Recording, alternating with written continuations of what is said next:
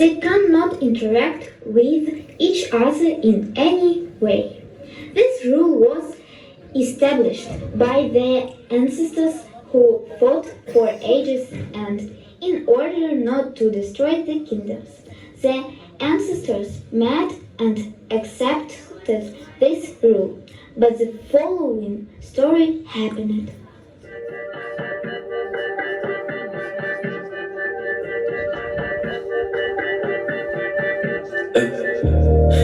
I bet you feel it now, baby. Especially since we've only known each other one day. But I've gotta work it out, baby. I'm exercising demons, got 'em running around the block now. Location drop now, pedal to the floor like you're running from the cops now. Oh, what a cop. Shut the door and you locked down.